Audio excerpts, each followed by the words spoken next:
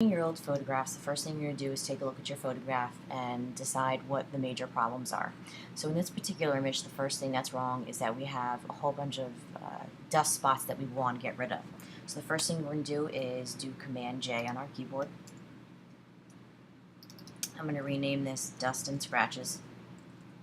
And all we're going to do is we're going to use a filter to get rid of this. We're going to go up to Filter, Noise, Dust and Scratches. Now what this filter does is it does blur your photograph, so just be aware of that. So you want to set it up so that the scratches go away and the dust, you can see the preview, goes away. You can do this as much or as little as you would like, but remember it just makes it blurry. So once you're happy, you're going to click OK. I'm then going to use my spot healing brush tool to get rid of anything that is remaining. But what I also notice is that her face is not as crisp as I would like it, so I'm going to add a layer mask. And I'm going to paint with black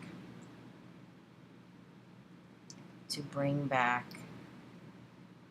the detail that I'd like, while remaining the background as it is without the scratches. Okay, simple, simple. Okay, let's go to the next one. So, a day at the beach. So, the first thing you're going to do, what's wrong with it? Corners and the color. So, let's Command J.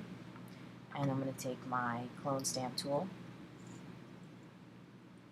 And I'm going to fill in my corners.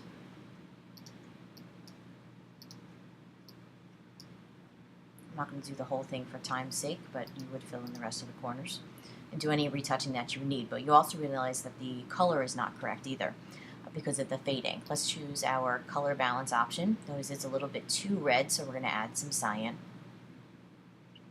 But as I'm adding the cyan, I realize now it's a little bit too yellow, so I'm going to add a little bit of blue. And remember, you just want to add it until the colors begin to look normal. And you can see by using this little eyeball button how much better it looks. And there you have a very well edited photograph. Last but not least, start to finish, we have this photograph. One of the things you might want to do is crop it to a 5x7 so that you would be able to put it into one of the photo frames that we have to give back to the person who gave you the photograph.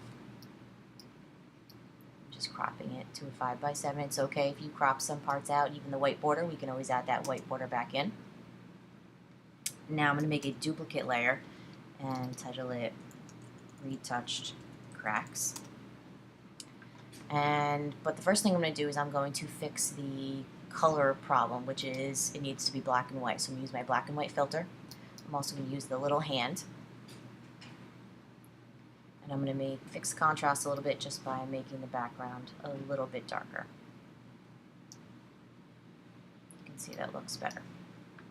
I'm going to go back to Retouch Cracks, and I'm going to take the time to get rid of some of the cracks. I would recommend using the clone stamp tool, spot healing brush tool. Use a little bit of everything. But one of the things that you can do is you want to use the information that's already in your photograph. It will make life better other than just letting it blend with something else. So for instance, here in his hat, we can clone his hat with the shadow to get rid of the crease that's there. And we use the brim of the hat to paint over there. I'm just doing a little bit at a time. Use the hat, maybe over here. Now, say we're going over to his leg. You want to use the information that's already there.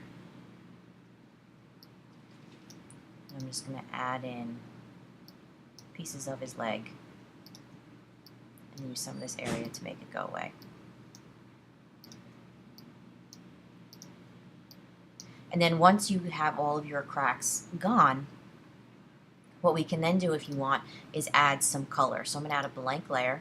I'm going to title this color. You're going to put above your layer stack so that it doesn't stay black and white. I'm going to pick up my brush tool. I'm going to use, I'll use red for now. And all you're going to do is paint right over top of the hat. I would make a semi-fuzzy brush, maybe 80% hardness. So it's not too crisp, but it's not too fuzzy either. You can use any colors you want. I'm going to change my blend mode to color. And because it's way too bright, we just want a tint, I'm just going to drop down my opacity to 20% or less. I'm going to recommend that for every color you use, that you use a separate layer.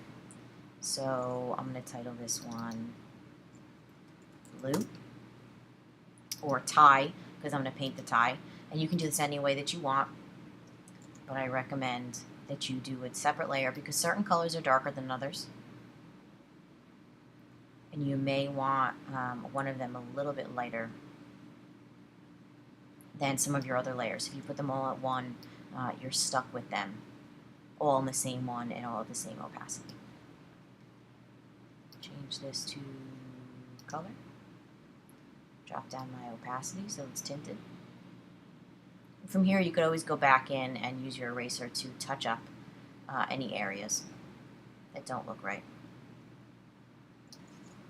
And there you would have your tinted photograph after you do any of your restoration. I'm going to recommend that you make a duplicate layer every time you do a couple cracks, make another layer so that you have plenty of time to go back or plenty of options to go back if you need to.